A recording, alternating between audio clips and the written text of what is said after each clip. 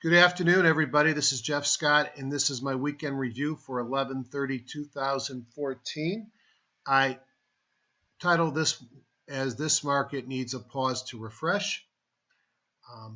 And in the bottom was Friday's response to the OPEC decision not to cut production, and the subsequent drop in the Russell 2000 just about a low-volume holiday trading day, or is it the beginning of something worse? We'll try and address that. But no surprise, there's winners or losers no matter what happens. Disclaimer, this is for education purposes only. Anything I recommend is the spirit of education, not investment advice. I'm a doctor, not a broker, and I paid for all the tools that I present and use during this program. As people know, I'm always stressing that it's your own responsibility to become your own guru, and I've relied upon a number of external folks to help teach me, and I've tried to take the best up from many of them. I've changed up the slide a little bit today, took out a couple of the users and added some of the books based upon teachers, not just users. So I start, as always, with O'Neill. I think that's the basis, How to Make Money in Stocks. There's a couple of now almost precursor books by Amy Smith and others that sort of build up the story. My favorite disciples of O'Neill are Morales and Katcher. Their yellow and red books are on the market. I'm pointing out that they have a new book about short selling not coming out until April. Alexander Elder and Carrie Lavorne here. Alex has a number of books. They have some nice mentoring and education programs. My good friend John Person, who I've had the opportunity to present on stage with, but more importantly, the opportunity to actually trade with him in his office on a regular basis. He's just a great trader and teacher, but he's a trader. And this is the first book of his I read, Candlestick Pivot Point Trading Trickers. As you can see, there's stuff Forex and futures, not just stocks. This is Mastering the Stock Market. It's probably worthwhile to read them in the same order I did. The yellow book first, the green book second. If you're just going to pick one and you're a stock guy, then do the green book. But I think a lot of his techniques are better served by doing both books. I also added from Tom Dorsey, Point and Figure Charting. Now, you may look at that, squint, and go, what the heck does that have to do with high growth stock investing? I'm a top-down investor. The program is called highgrowthstock.com that I use for much of my analysis. And it's a horrible name for a program, which is why they now call it HGSI, because it works whether you trade stocks or ETFs, whether you're value or growth, whether you're top-down or bottoms-up. But what I liked about the point and figure charting book from Dorsey is it's just another approach to top-down investing and intermarket relationships and actively managing your fund and going with what's moving and jettison what's not moving. And I thought it was a great add-on read to what I normally do, and a pretty good read as well. I have lots of programs on my desktop. I've learned to hide my desktop during these presentations, but I need TradeStation or Thinkorswim. Maybe one day I'll do a presentation just using Genesis to show you why it's the product that's on my market real time during the day. I use HGSI for my analysis and end of day, although there'll be real-time updates coming soon. Don't bother George. He's too busy getting them done. Hopefully we'll see them maybe before 2015 starts or first quarter of 2015. EdgeRater, you'll see how much I use that as we go through. I'm a big fan of season analysis. Kudos to Magenta. They finally did a calendar function. I'll show you that today if we have time, and MarketSmith. As always, I talk about stock patterns being cyclical, and you have to know where we fall in the cycle. And I think this is an interesting question right now. I think that we're probably in uncertainty still. Maybe this is just a pause to refresh in stage 2 of the greed. There are some scary things that happened on Friday. But again, as I mentioned earlier, it could just be a low volume holiday traded day, which you would expect to be whipsawed by news.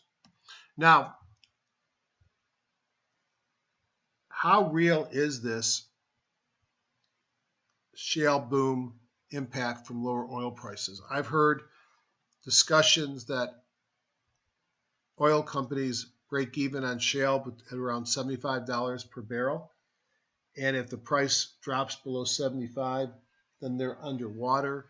I've read some recent articles talking about how leveraged some of the financing is to the price of oil, and they'll have some major liquidity and financing problems.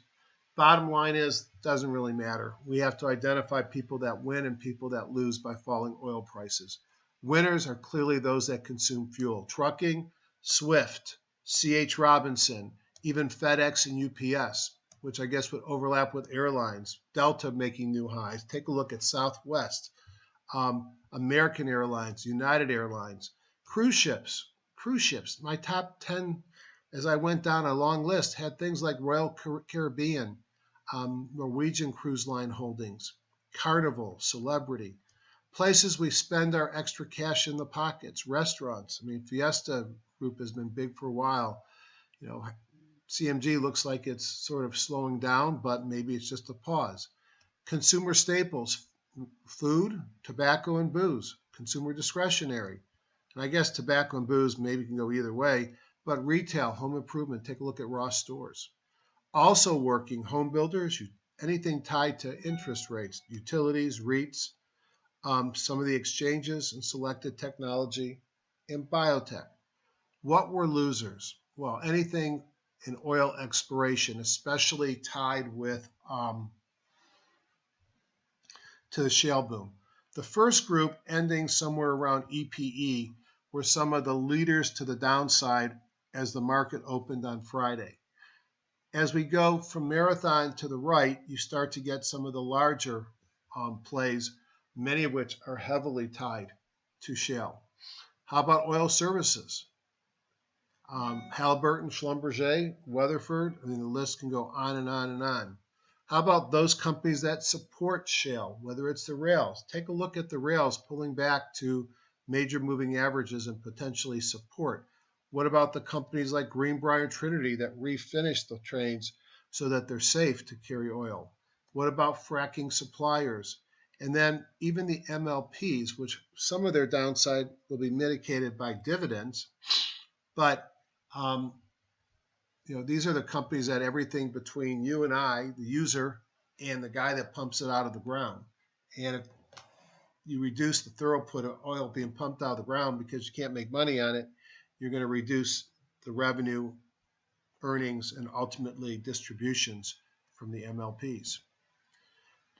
If you like the stuff that we talk about on these programs, I highly suggest you consider coming to our meeting in February. I've got a nice handful. I'm going to draw a line here, and what I'm going to do is I'm going to let sort of folks go into the room and pick their seats based upon when they've signed up. So those that have paid will be the first group in. I'm now filling up the second slots of groups. Those of you that have indicated you wanted to come, it's time to send your checks, or I can't guarantee I'm going to hold positions. So feel free to reach out to me. Here's another of my emails from the shorter one, hgsidoc@gmail.com. It's February 7th through 9th. I moved it to a Best Western Executive Center. I participate in an Orange County meeting for the last several years. It's at a Holiday Inn. It's not a great hotel, but it's affordable and it's actually quite reasonable. The Best Western is a step above that hotel. They have a great conference area. And for your $800 registration fee for the 3 days, I'll include breakfast and lunch each of the 3 days, a cocktail reception Saturday night, a dinner reception, my condo Sunday eve. I'll give you a copy of all the presentations, the screen capture videos, any customized views for HGSI or EdgeRater. And then those of you that have interest in purchasing my TradeStation indicator package, I'll discount it down to $250 for attendees who have paid or who have paid to attend and attended prior meetings. This week ahead, the arrows point to the big ones, the ADP, the Challenger employment change on the 3rd, which I guess is Wednesday, and the non-farm payrolls and other stuff that will come out on Friday. So there could be some pretty big movers as people come back from their Thanksgiving holiday. Remember, December is typically a positive month. November, December, January, the best. If you had a lot of energy holdings, it did not feel like it was the best month on Friday. Earnings, I'm looking at them very quickly to see if anything jumps out. It's a relatively small offering. You've got some retail stores in here. and Probert Finch. You've got Ascena Group. Guess you got some technology with AVGO.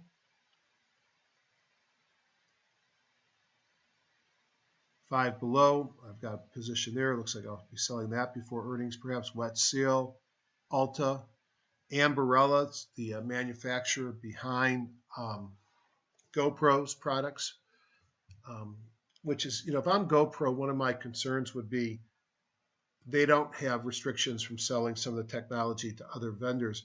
They got a market cap, I think, of 1.2, 1.5 billion. If I'm GoPro, I got a cheap currency with a market cap of 8 or 9. Why don't you just buy them? Just a thought. So now on to the charts and further discussion. So those that are new to my presentations, the next thing I like to do is jump and review the market that we had last week.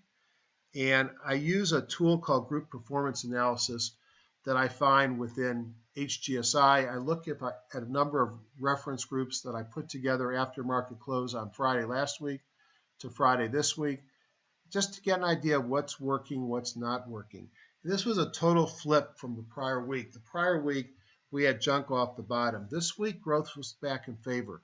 You can see the S&P 500, for all the ups and downs of the week, finished nearly flat, up 0.2%.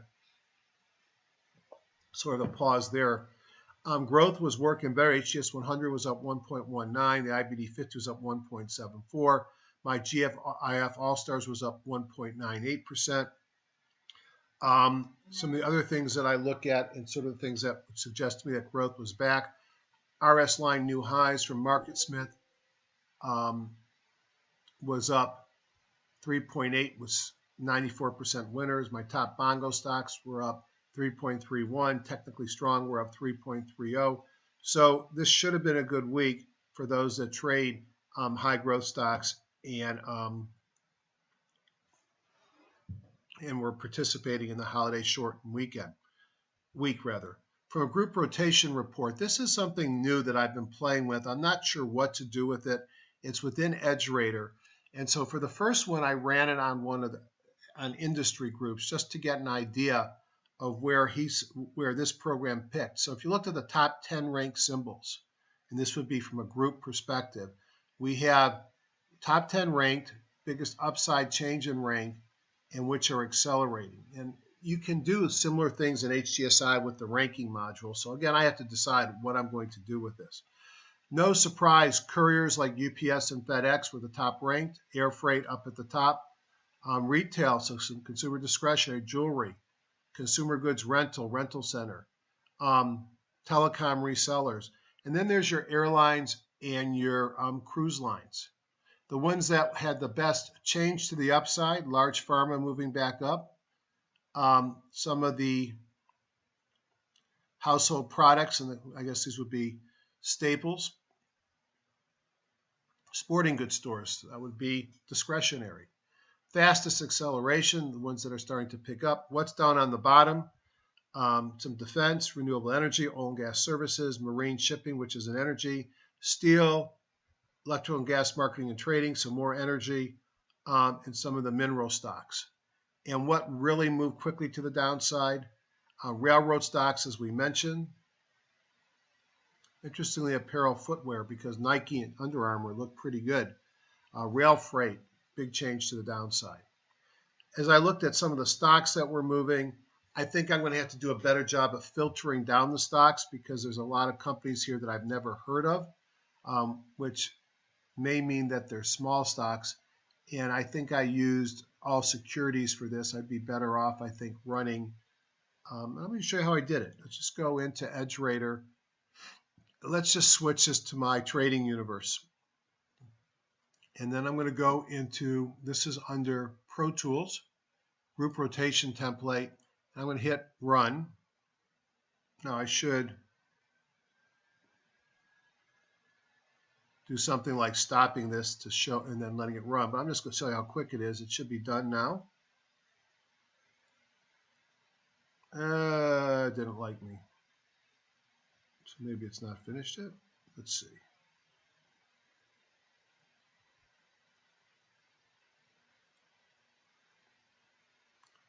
Let me run this one more time. hate when I run things and they don't work. Sometimes I have to go in and out of the programs. My guess is this is a Jeffrey error, or maybe it's still working. There you go. It was a Jeffrey error. I didn't give it enough time. And this can give me an idea of some of the symbols. Vitae Pharmaceuticals, that's a nice looking chart. These are some of the top ranked. If you look at this, I see healthcare, healthcare. I think Omeros is healthcare as well. Healthcare, healthcare. So healthcare looks like it's still strong here. Big change to the upside, 3x energy bears, no big surprise. Different tools that I play with to accomplish my goals. I look for evidence of a Hindenburg. Remember, Hindenburgs occur prior to major market corrections. I would not expect one the way this market is.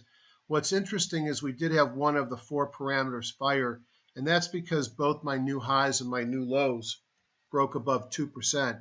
Look at the number of new lows.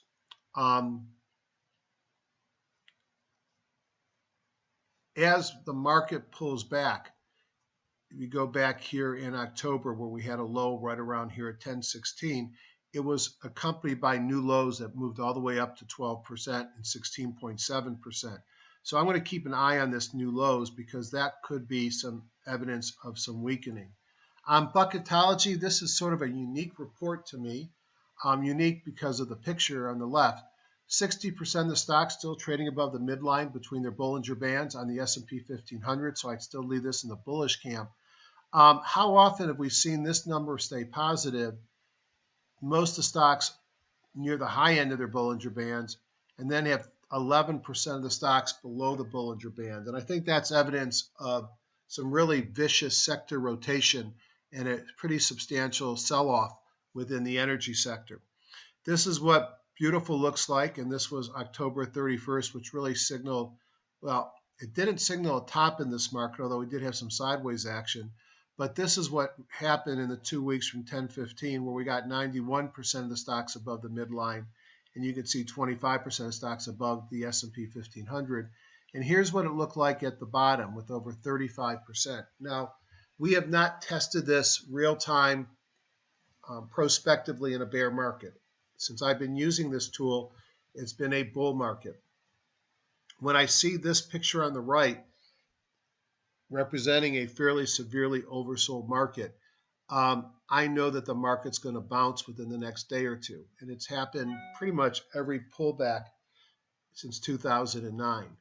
When I see the pattern on the left, it hasn't led to significant drawdowns.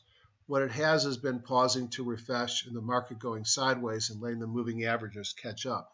So this is interesting because you notice in each pattern it's really shifted one way or the other. And I think this is an anomaly related to what may have been overselling, but we'll see on the energy stocks. Few things to make me concerned. On my Woody indicator, the percent B times bandwidth, we're starting to see more yellow down here, which is worrisome and suggests that perhaps the market's weakening. In times of green, I'm much more bullish. And we had 2 big kahunas, one big and one little kahuna occur, and they're in D and I guess first part of D and the first part of F. If I go up here, let's see if I can tell you what they are. D here is IUX. So in the IUX and in NYA, so the Russell and the NYSE, we started to see some weakening with some kahunas to the downside. I'm going to skip my George Lee setups for now and my code blue and code red. Well, let me just show you code blue.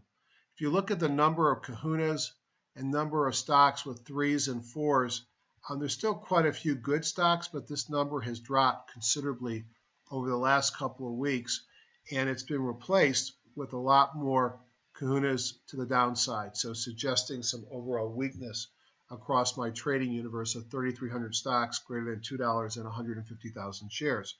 From a seasonality perspective, I want to remind everybody, despite what will be a bearish tone to my discussion today, that going back over the last 12 to 15 years, this has been a very powerful time in the market. I've identified at the top here several stocks that have had either 11 out of 12 or 12 out of 12 positive years in the last 12 years. And then over here, I've identified the largest returns. Now, I'd ignore anything that doesn't have at least 10 years.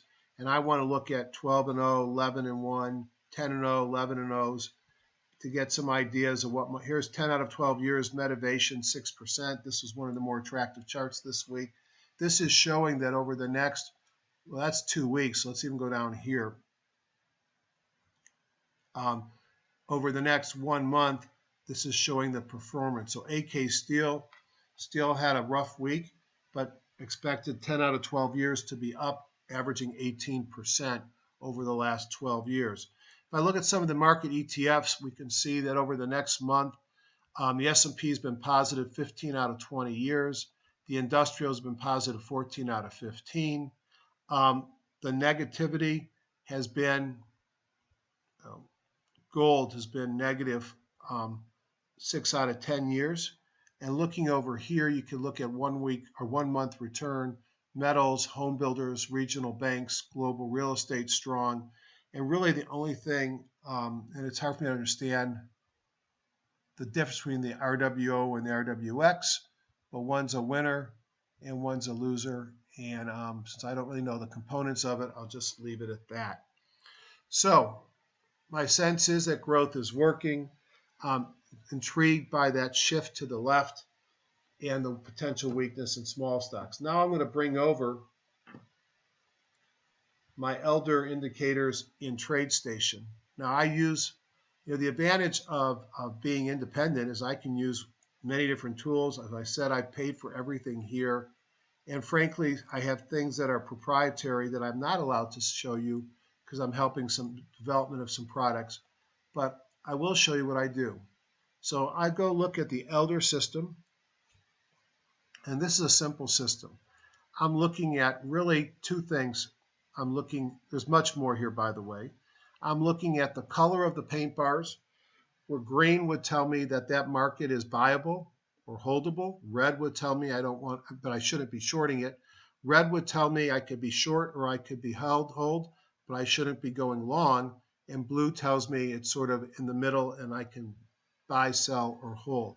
So we start at the NASDAQ, and you can see the NASDAQ finished with a kind of a shooting star spinning top picture on Friday, but it's green. You'll notice here the red dots on the weekly, that shows MACD divergence, which is not good. You notice it's trading up near its trend line here, and it's at the top part of the envelope in both the daily and weekly. However, the NASDAQ is green, green, green, and I don't short green markets. The MACD divergence has been around, and ultimately it led to this, or potentially may have aggravated this sell-off here.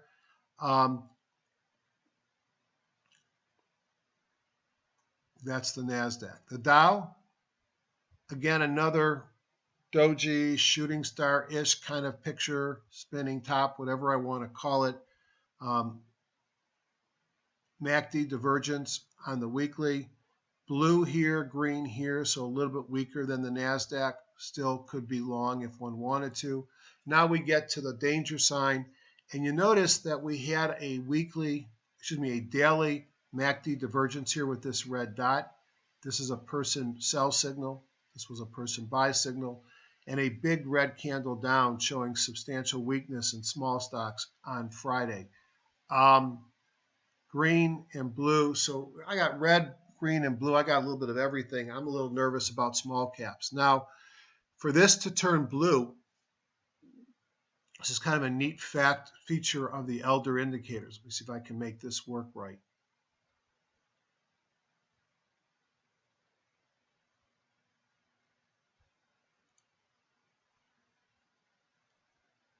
Price has to get above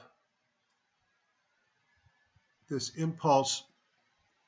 Well, to cross over, my price has got to get on tomorrow. Let's go to tomorrow, 12/1. I have to get above 1184.82 on the Russell for this to go blue. So I have an intraday potential to change that could alleviate some of my bearish picture. And so one of the neat things about the elder indicators, I could point to the next day and it will tell me when I cross over. So for example, if I'm considering the NASDAQ, I could do the same thing and see that it crossed over to the downside at 47.88. So it's only got 3 points for it to become blue as well. So Russell a little bit weak. Look at semiconductors, green, green, green. Lots of strength there, but MACD divergences. I look at the S&P futures, blue, green, blue, MACD divergence on the weekly, but it's blue. I look at the S&P 100, blue, green, green. I look at the NASDAQ 100, green, green with MACD divergence. So mostly strength, concern about perhaps getting up near the top of several of these with some candles on Friday on the daily that showed perhaps stalling. But stalling could just be pausing, and concern about impending weakness on the Russell. Just for the sake of argument,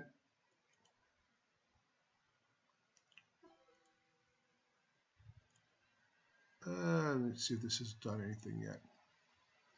When I mentioned my indicators, and I'm trying to marry what I've learned from John. These are some of his products to the left. These are not included in my system, but I use my mobile breakouts, mobile squeeze breakouts. I can monitor for them real time during the day. Let's go to stocks. Actually, so I can be monitoring for mobile breakouts from a squeeze on Friday or during any day, mobile breakdowns from a squeeze. I can be looking for pocket pivots up. I could be looking for pocket pivots down. I could be looking for Bible gap up. So I'm using these during the day to monitor for stocks that are meeting my criteria, which just forces me to look at them and study them. All right, we are about half an hour in. Now let's get into HGSI. So first thing I'm going to do is open up HGSI, go to the warehouse view. I often get a question, Jeff, do I need HGSI if I have EdgeRater? Or do I need EdgeRater if I have HGSI? And I love that question because to me they're extremely complementary. The most efficient way of creating my user list is to export them from HGSI into EdgeRater. My most efficient way of doing my data updates is using HGSI-based data. There are things that I can do in HGSI that I can't do in EdgeRater and vice versa. Although there is considerable overlap, I find enough reason with unique benefits in both products that I'm a happy owner and will continue to be a happy owner of both. Let's start with a top-down view on Major Markets Plus, and that'll open up the rest of them. So this is all price and volume, heavily weighted to yesterday or Friday, some to the last 5 days, and just a teeny bit to the last couple of weeks. So Major Market Plus, what's leading? Transport, no surprise with low oil, bonds, dollar, industrials, big stocks. What's trailing? Oil, gas, commodities, silver, gold, and small cap Russell, and also the mid caps. Not a big shocker here. If we look at 5-day performance, semis were up 4.5%, bonds were up 2.6%. The big stocks in the NASDAQ outperformed the NASDAQ itself. You can see oil was down 11%, silver and gold were down a hefty amount, volatility dropped a little bit, and the Russell for the week was up a teeny bit, but you could see the Russell was down 1.5% on Friday. Now I like to look at some of my favorites just to get a sense of what's going on. I'll open up the S&P 500.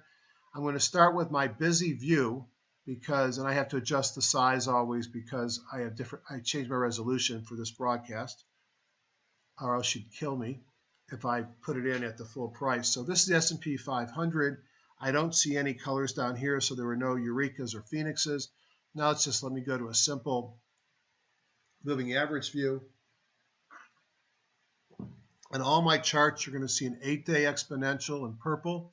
What Bigelow and Ricky Wayne called the T-line, 1750 and 200 simples. And what a pretty picture. Price is above. They're stacked in the right order. Pretty much, I guess, a 50 is sort of going sideways, but the others are pointing up.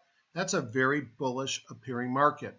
Now, if I bring in more data, you could see that we've had a huge run up in this market. We had corrections at the end of QE2. That's not should be a 2, not a 3. We recently had QE2 coming out of the market, yet we continue to make new highs. So if the bull case is we continue to make new highs. Here's a weekly view. You could see this from 09 to date. We've had just a massive run up in this market. And I guess you could say not enough pauses here along the way. That's a 210% market in 300 trading days. I sure hope that has to be more. That's 300 weeks of trading. I sure hope that you've been participating in this market. More reasons for the bullish case is we've only broken the 50 weekly once, and this was back here a couple months ago when the market bottomed. We are up at the top of the channel, which is why I think a time for pause, sideways, or slight pullback might not be that surprising. But if you want to be bullish, you've broken above this trend line that we did a couple weeks ago, closed at it, and this could be support for another leg up. So we're going into a strong season. I think that we might see some pullbacks. Now, my buddy John was the first person I heard talking about, I don't know if you want to call it megaphone top, whatever you want to call it. There's multiple names. But back here in the summertime, he was at a live meeting, and he showed us this type of a picture. Actually, I want to make this one a little bit heavier. And again, I don't take credit for this. I give this to John.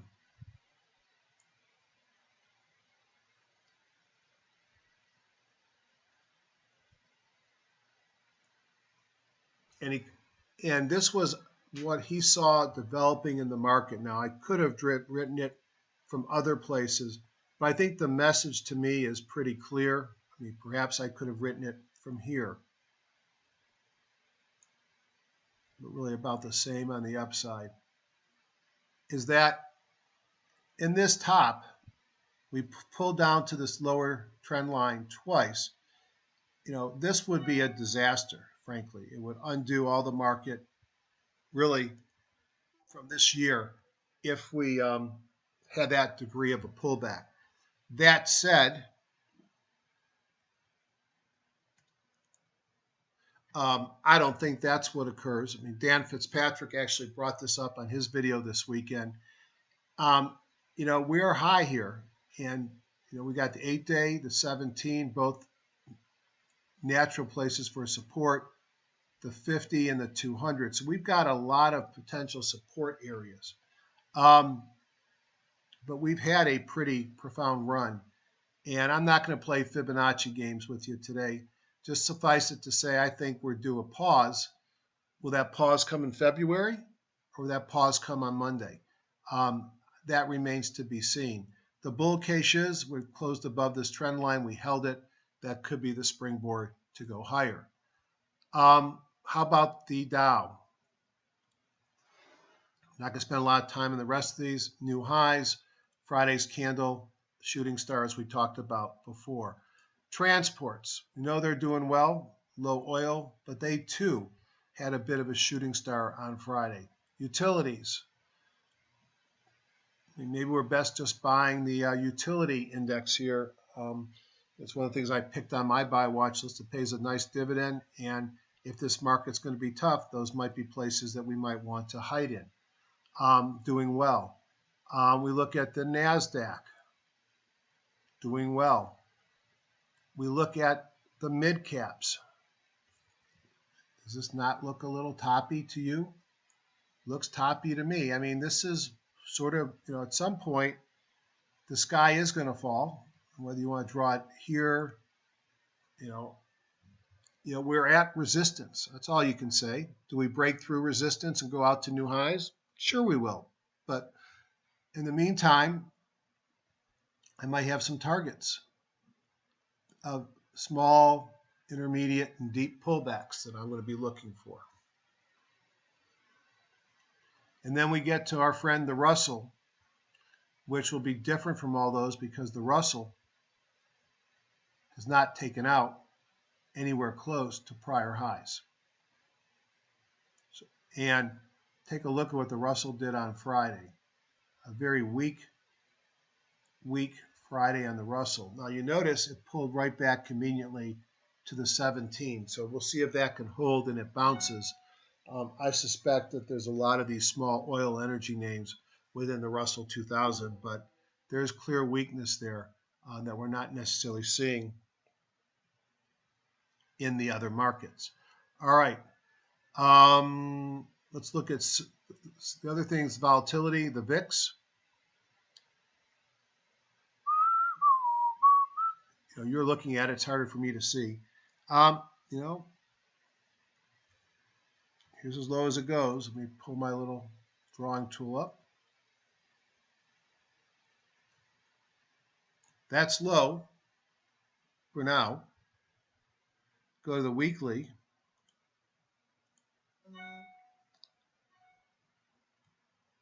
It's kind of been high. Go back to the daily.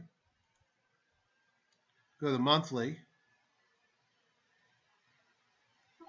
You can see that our high and low ranges are quite low compared to the past. So there's been a difference in how they calculate the VIX, is what someone told me recently. Go back to the daily. We've moved off the low.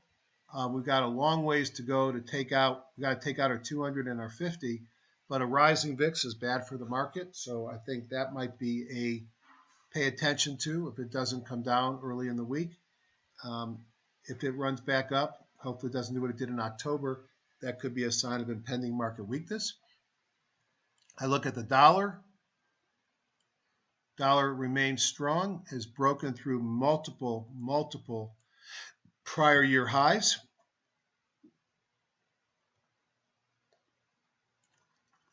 Still plenty more areas of potential resistance on the way up. This has been resilient.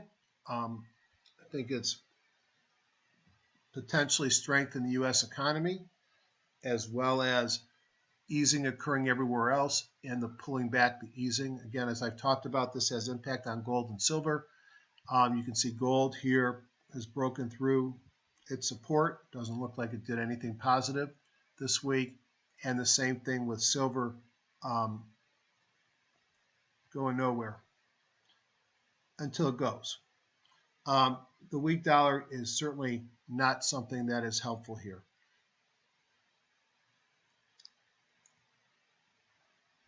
And I don't see any reason to be long gold or silver right here unless you're just hoping. Speaking of hope over reality, oil. Let's just look at the XOI.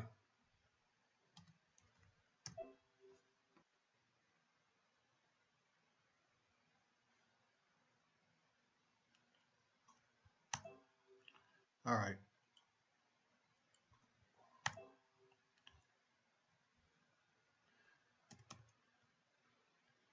XOP. Here's oil producers. And you could see, yes, that was a huge down day on Friday, failing at their 200-day moving average. But these things have dropped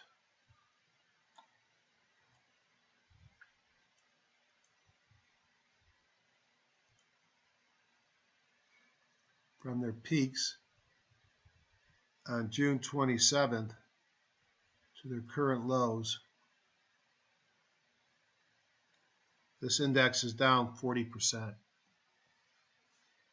All right, so mixed market. Commodities getting whacked, gold, silver, and oil. But strength, especially in big stocks, transportation, utilities, and really the only laggard being the Russell 2000. Now I'm going to look at industry groups. As you could see, I don't want that one. I want that one. 177 industry groups. If I look at this 1 week, 1 day heaviest and 3 weeks lightest, Ranking, we can see cable, satellite, cruise, airlines, restaurants. So these have been doing well for a while. What's doing well right now? 35 groups. No shocker, airlines, REITs, biotechs, restaurants, mass merchants, utilities, defensive, tobacco, beverages, those are defensive, REITs, mortgage finance, and healthcare. Lots of healthcare here. In fact, if we look at industry here, we can see we got 4 of the 35 strength are healthcare directly. Biotech makes 5. Large pharma makes 6. So a lot of healthcare are working right now. Let's quickly look at the top several. Airlines, throw darts, make your pick. So many of these look good. And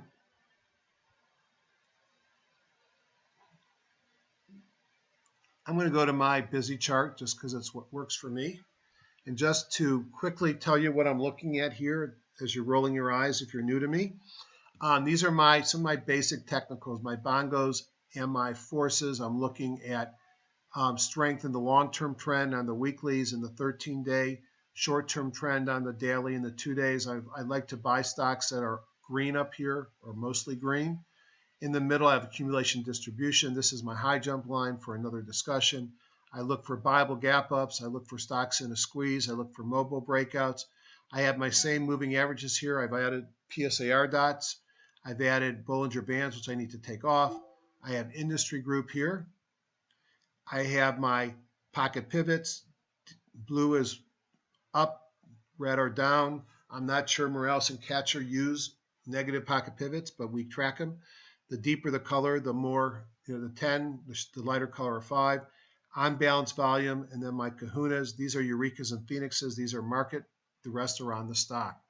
So breaking out to new highs, closed in the upper part of the band. American Airlines, great earnings per share growth. Just to give you an idea on the earnings power on some of these stocks. So AAL, according to MarketSmith, is projecting in 2015 $7.40, which is 30% growth. It currently trades at a multiple of 8. So let's say it doesn't get any growth. So 8 times 730 or 740 is 56, is about $60. So you've got $12 or 25% gain from here. At what point, if you're growing at 30%, would you expect the multiple to go up? Well, let's see what some of the other multiples are.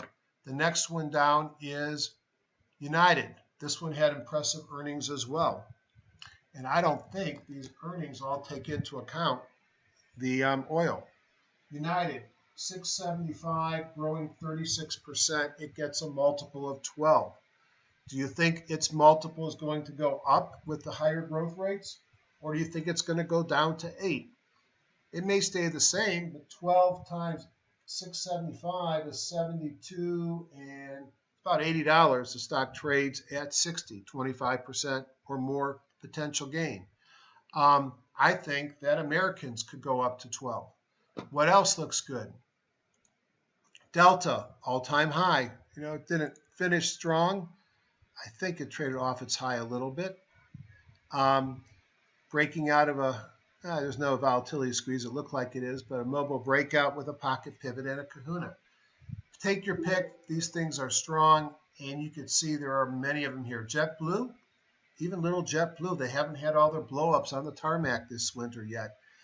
Breaking out to new highs. Great earnings per growth, share growth. JetBlue, 2015 projected earnings are $1.05 with growth of 57. It gets a multiple of 23. That multiple might come in, but even if it goes to 20, you could potentially be looking at a $20 stock. So airline strength, clear until something happens with Ebola. Cable and satellite, don't know much about Liberty Global. Then maybe there's some M&A stuff.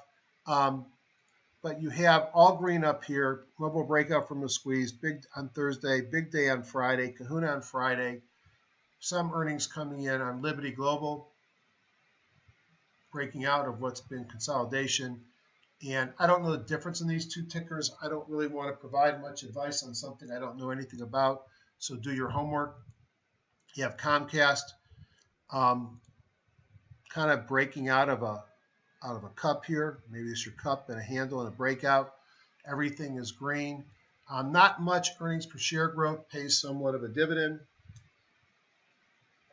So I'm not really sure. Sometimes there's some issues that come in Washington that drive them. Here's Dish, Charter.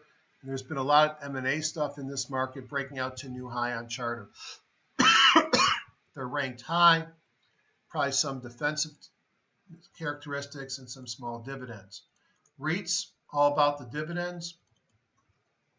I have a couple of these now in my portfolio. Until interest rates start to move up significantly, these may be big winners. Here's American Retail. I don't know this from Adam, but it pays a 10.6% dividend. Ventas, from a chart perspective, breaking out here. Bunch of pocket pivots and kahunas. It pays a 4.1% dividend. Some of the ones that I currently have, HCP. This was a John Person pick. You can see it's breaking out here to new recent highs above the 200. Lots of kahunas. Everything is green, and it pays a dividend of 4%, 4.9%. So REITs are probably a safe play to hide. Biotech, just don't let your companies blow up, because some of the small guys had some high-profile blow-ups this week or in the last couple of weeks.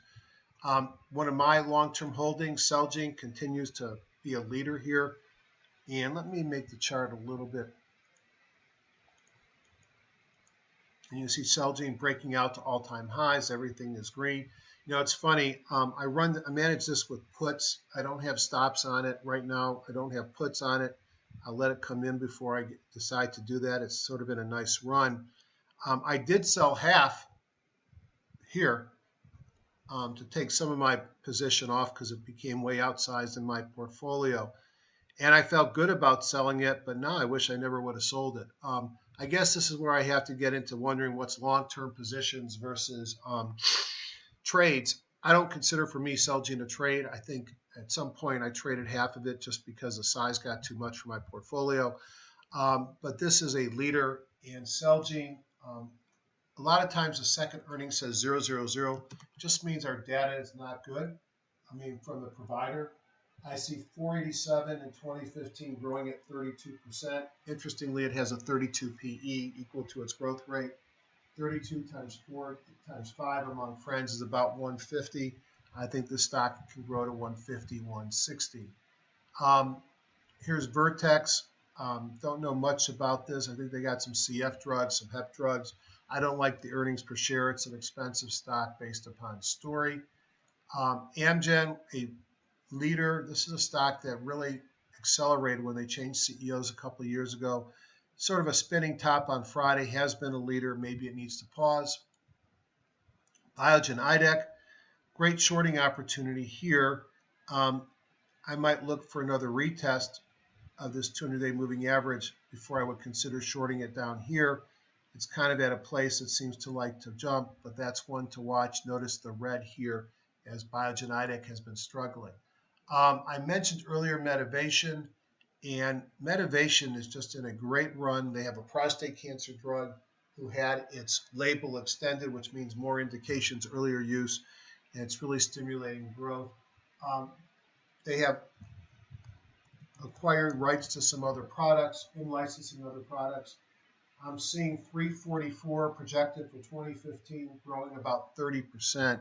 So this might be fairly valued. This is a part of year that it seems to run.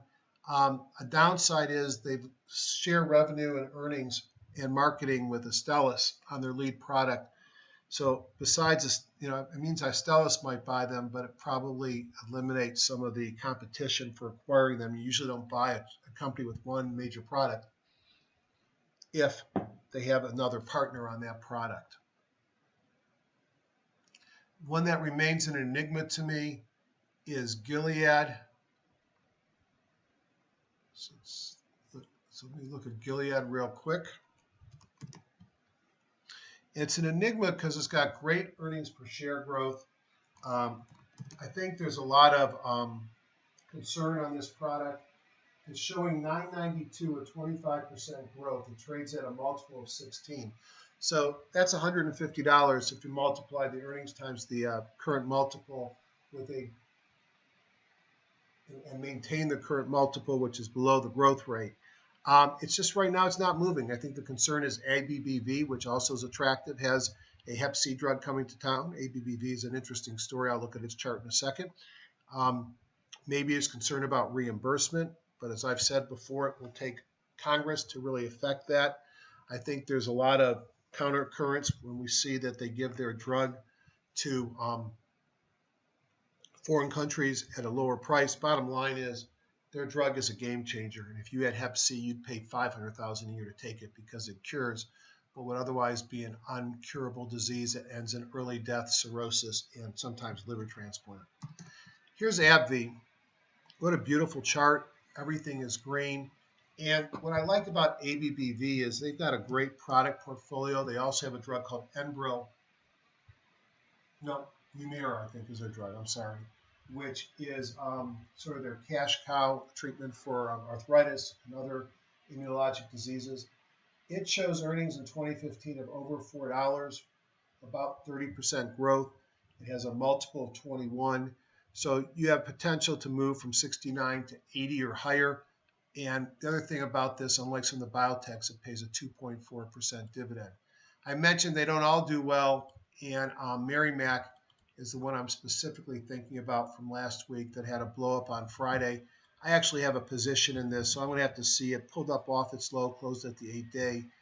It's been in a nice uptrend. A lot of times these stocks move. These small, no revenue, no earnings companies are all stories and some licensing fees. They're all news driven, so be careful on the little guys. But they can be big winners. One that I do maintain also is Achillion. And they've got a Hep C drug that is probably as good as ABBV's drug and may be something that will be useful in patients getting Gilead's drug as cure rates approach 100%. And you can see it's been in a nice uptrend. A lot of discussions about this being a potential takeout candidate. What else looks good? Large pharma. There's your AbbVie, number 4. The charts are kind of sideways, but broke above the 200, which had been resistance, finally broke out. I don't like the candle on Friday. Notice everything is green. It did have a breakout from a squeeze. OBV is positive. Not much in the way of earnings per share growth, and it has a 3.3% dividend. So, for example, Pfizer, according to MarketSmith, is showing earnings of $223 in 2015, which is actually down 1% from 2014. So not a lot of growth, probably a safety story and a dividend. J&J, probably a similar story, a little bit more attractive chart. It pays a 2.6%.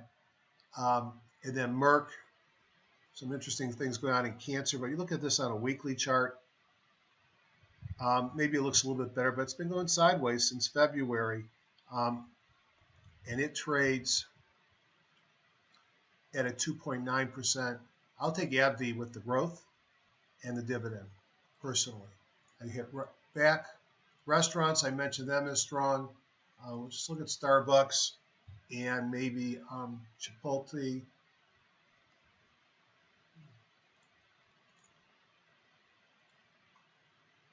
Starbucks breaking out here to these multi-year highs.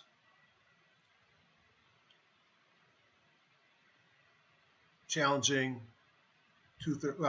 multi-year highs, which is where it stalled out in the past. There's a weekly chart. We'll go back to daily. You think about where am I going to spend my money that I'm saving on fuel? I guess it's Starbucks and Burger King. Chipotle. I don't like this one. If it did have a mobile breakout from a squeeze on Friday, which is interesting. You can see a lot of red up top. Its group is strong. It's got to get above the PSAR. I don't like that shooting star But they too may benefit from the extra pennies in your pocket related to the fuel. So restaurants, infrastructure software on Palo Alto Networks, we'll just look at that one. Certainly it's a monster stock right now, and I kick myself because I sold it prior to earnings, and you can see it had a big move with earnings. What a nice big uptrend. I have a challenge. I take my profits quickly on stocks that don't make money. If I look at PANW off screen on MarketSmith, here's where the story is: 74 cents in 2015, which is 124% growth, and $1.46, which is essentially 100% growth in 2016. So, maybe that's why it trades at this price. Plus, it's a very hot sector with some major security breaches. Packaged food. This has got to be consumer staple story, picking up some of these. You can see Hershey breaking out after being under the 200 for quite some time. It's got some earnings per share growth and 2.1% dividend. I mean, I would think of this as a very boring stock, but uptrend, pullback, 50-week breakout of the moving average, 50 weekly. Green, I think Hershey looks interesting. And, in a market that might be at risk, 2.1% dividend, I can't believe it, but I might even consider buying some Hershey. I know that Fred Richards, this is one of his favorite holdings, or was, Haynes Celestial Group.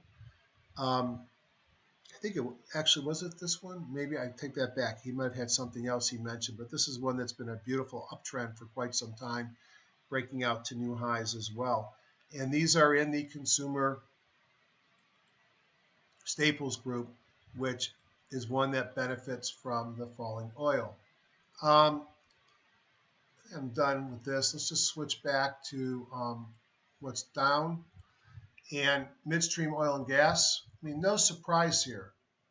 Commodities and oil plays. Midstream. Do we need to even look at the stocks? That's what the index looked like.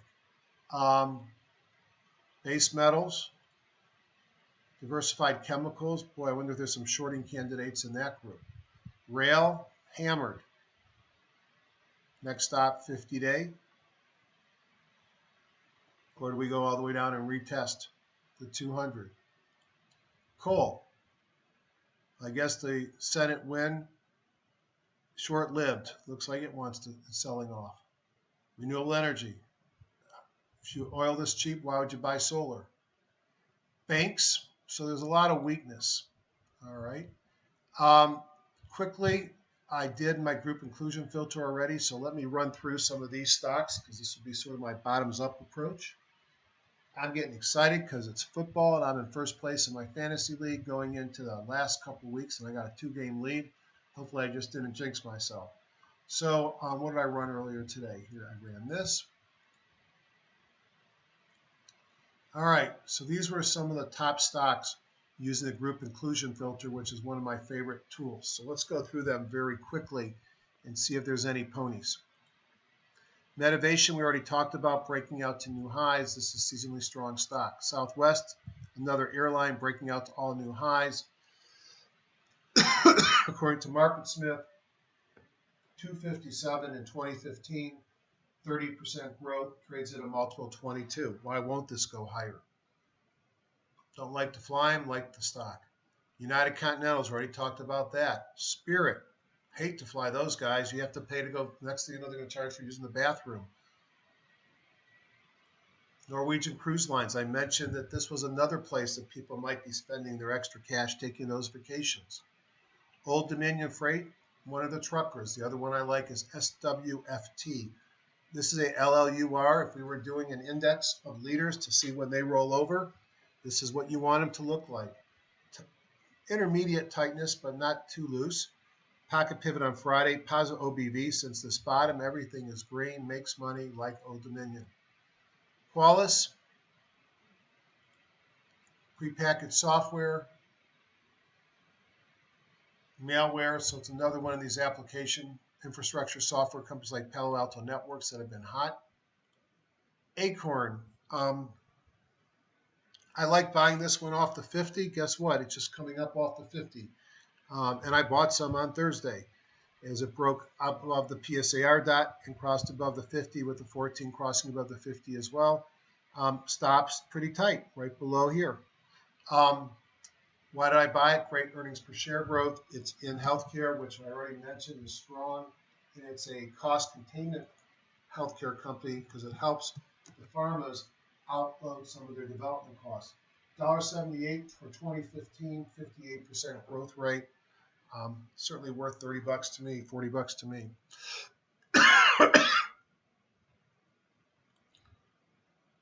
Celgene, we already talked about it. EPAM, don't know much about this. Computer programming, banking, financial services. Nice looking chart. Coming out of a mobile breakout from a squeeze. Makes money. Monster Beverage, this must be another consumer staple stock, which are strong right now. You can see it's in a nice run. Pebblebrook Hotel Trust, this is one that I'm looking at on my buy watch list as a REIT for this week. Hotels are strong, rates are not coming down, they're going up. I still travel a lot, pays a small dividend, 2.1%. Lower left, upper right, broke up above the PSAR dot, mobile breakout squeeze on Thursday, pocket pivot on Friday, 2 days of kahunas. Great earnings. Valiant, this was the loser in the activist Allergan takeover. Interesting thing, it's shot up when it realized it lost. It's a beaten down healthcare name that money looks like it's been flowing into it. I'm long in this stock, pull back here, and looks like a nice little cup forming here. OBV positive, I like Valiant. Those earnings bother me. So I go to Market Smith and I see 997 in 2015, which is 21% growth. Interesting question for George, why there's such a disparity, although maybe it just depends on which quarter and what they include from extraordinary items. I always look at weekly and daily charts before I make a purchase. BDSI, another net security stock. This has been a leader. Centene, a Medicare, Medicaid, and other insurance provider. A winner of Obamacare, probably a winner with the immigration reform bill. It's been in a nice run. I have a position of this in my IRA. Zoetis, ZTS, don't know anything about this company except I should have paid more attention because it started showing up on my list a while ago. This is a pharmaceutical company on the veterinarian side. Look at this breakout where my bar is. We had broke above the 8, a series of pocket pivots. OBV broke out. It's had a nice run. Too late for me. Just out of curiosity in Market Smith, it's showing $1.68, 10% growth. I'd rather buy something with more growth. Alexion is another big biotech. It's been a leader. Doesn't look like much of a leader here, but put a weekly on, you'll see what I mean. In fact, if you really want to get excited, put a monthly on. What a run. Small, obscure disease they treat, PNH, with an expensive drug that's $380,000 to $400,000 a year per patient. But unlike a lot of diseases and drugs, it actually turns off the disease. But you got to keep taking the drug. Bull drug, at some point, the market may realize that they don't have the expansion opportunities left in their product, but at the same time, they're building new products, and they've been a great performer, as that weekly and monthly stock showed. Bit Auto, Japanese online auto site. This was a big leader. I know one guy, Dan Fitzpatrick, or actually Harry Boxer, talked about this as a stock that he's putting on his website for the growth it had from under $10 up to nearly $100 in 2 years. It's in a pretty deep pullback. It's a Chinese stock. Is this a cup and a handle and a breakout? Maybe. Maybe it's getting ready to run. According to Market Smith, where I do have that second quarter out, it's got 277 for 2015 in earnings, growing 50 times. Potential to go up, but not without risk. Here's Activist, the winner in the Allergan acquisition. This is the old Watson. I've talked about this every week for 5 years as a great stock, or at least for 3 years. And shame on you if you didn't listen, because here's your weekly, here's your monthly. This has just been a major move ever since the market turned around. And go back and play my videos and count how many times I talk about activists. O'Reilly Automotive, I saw the same thing with AAP, AutoZone, all expensive stocks that don't split very often, so the prices are high. It looks like it wants to go. Here's Advance, same pattern, basing, ready to take off. Paycom Software, don't know anything about these guys. Prepackaged software, software as a service. HR services, don't know anything about them. Certainly getting extended. This is an IPO. It's had a major run. As I said, it's an IPO. I don't know anything about them. Illumina. Sorry about that. Illumina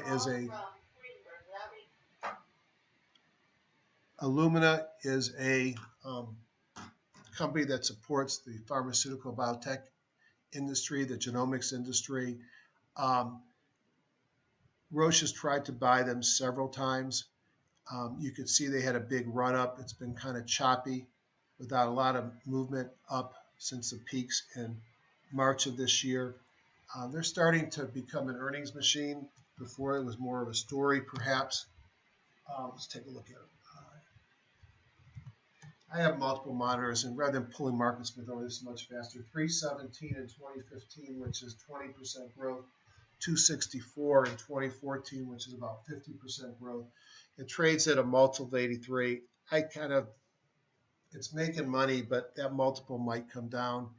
I'm not interested. Ambarella, I already mentioned this earlier. This is the company that makes the stuff for GoPro.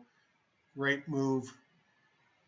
Stalled out on Friday, but was still up 15 cents on a tough tape.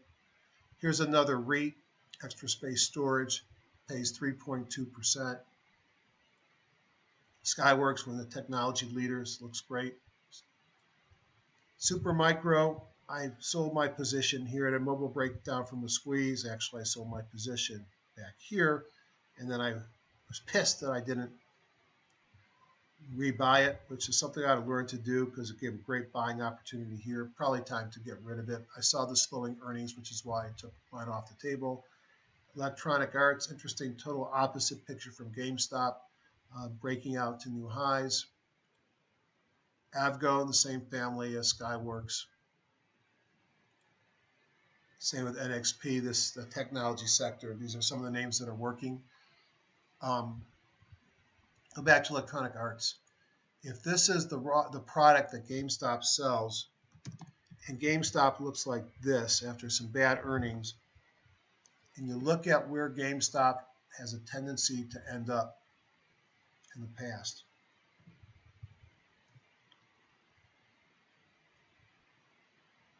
We're about $2 up from as low as it gets. And probably fair to draw the line here, where we're about $1. So if you're a fan of video games, you might want to start thinking about looking at GameStop because it might be setting up as a nice bottom fishing story. And I can't draw these trend lines very well, so sorry about that. Well, on that note, we just put up my buy watch list and see if there's anything else here that we haven't mentioned already. This was driven from my top-down analysis as well as from my bottoms-up review of about 800 charts. Most of these are things we looked at. A couple things on the bottom are strange. I got to do some research on them personally, but I might want to park some money in some dividend payers. And this is Nuveen Quality Preferred. Don't know anything about it. Okay, I know one thing is that put on a weekly.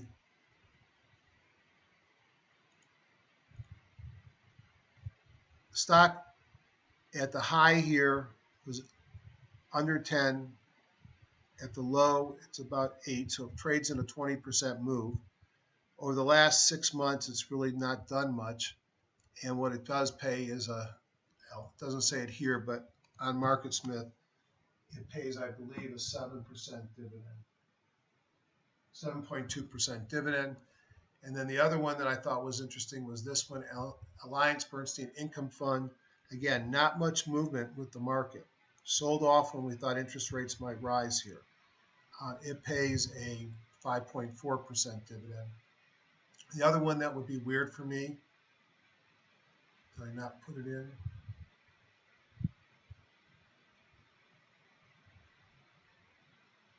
Utility Select Spider. Nice uptrend, relatively tight chart, and this one pays a 3.2% dividend. So lastly, let's just take a look at the major sectors and get a sense of where you might want to play.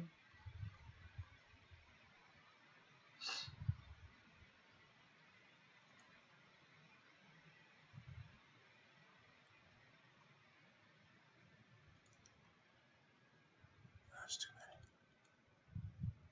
Here we go. As I said, consumer discretionary probably benefits from cheap oil. It's sideways for about a year. It looks like it's breaking out now.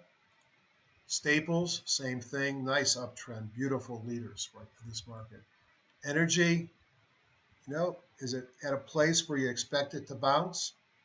It's bounced here in the past. Before I buy that it's bouncing, I need to see it bounce. So I might be watching, but I'm holding off. Financials looks good. Interesting, I didn't find a lot of banks as I went through. I did find insurance stocks and mortgage stocks and other things, the REITs, that might make a difference. Healthcare Select, boy, healthcare looks great. Industrials look great. Materials starting to sell off some last week. Here's the S&P, looks like the good sectors. Here's T-bills. Global real estate looks good. International doesn't. I'd have to figure out what the big difference is in these sectors. And then the REITs look good, big dividend payers. Dow 30 ETF looks great. Euro stocks looks like it's coming back. These are weekly, by the way. Pocket pivots. And gold toast. Spiders look great. Banks sideways. Biotech looks great. China maybe trying to come back. Dividend payers leading the market. International dividend not so great. Home builders, I think they're ready to run. This is a seasonally strong period of time for them. I've seen break out above that point. Insurance ETF looks strong. Metals and mining not. Mid caps, we'll see. Oil, gas, and exploration, not so good. Pharmaceuticals, nice uptrend. Regional banks, sideways. Retail, breaking out. World, except US, underneath the 50. We'll see.